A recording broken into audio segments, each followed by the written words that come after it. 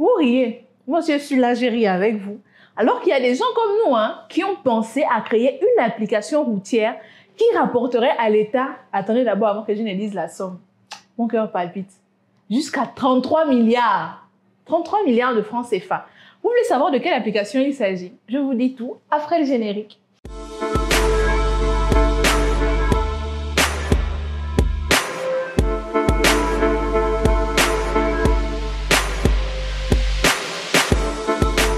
Hello tout le monde, c'est Ocharis, ta blogueuse préférée et la blogueuse préférée de ta blogueuse préférée.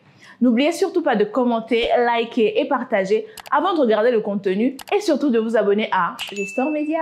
Aujourd'hui, je vais vous parler d'une application, mais avant de rentrer dans les utilités de cette dernière, laissez-moi vous dresser la biographie de la personne derrière ce projet.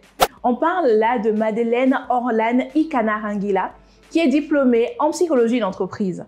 Lorsqu'elle rentre sur le territoire gabonais, elle va intégrer les plus grandes entreprises de la place, notamment Comilog et Gabon Oil Company, où elle occupera de grandes responsabilités.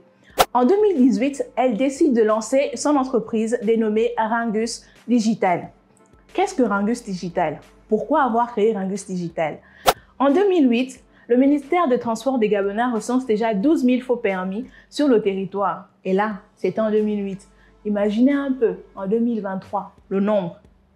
En dehors de ça, sur la route, on compte au moins 3 478 accidents, mais on ne peut pas poursuivre les personnes qui ont causé ces accidents parce que les personnes ont de faux permis, des faux documents qui ne mènent à rien. C'est pour cela que Ringus a décidé de lancer Ringus Digital. Ringus Digital qui est une application qui permet de générer des QR codes pour répertorier tous les documents de transport et aussi une application pour un suivi digital des fonds générés par le transport routier, ce qui éviterait les fraudes, les rackets et qui permettrait d'arrêter les détournements de fonds, surtout pour le transport routier dans les caisses du trésor. Vous voyez un peu? Révolutionnaire, n'est-ce pas? Pourtant, depuis l'obtention du prix de l'innovation en 2018, par le concours du ministère de l'Égalité des chances, ce projet n'a toujours pas été mis en vigueur au Gabon. Pourquoi? Alors que ce projet pourrait rapporter à l'État plus de 33 milliards de francs CFA, ce qui permettrait aussi de créer de nouveaux emplois et même de lancer des bus scolaires gratuits pour les élèves. Donc, on espère qu'avec le CTRI, ce sera possible et que le ministre des Transports actuel pourra faire en sorte que ce projet puisse être habilité pour tous, pour le bien de tous. J'espère que cet épisode a été très instructif.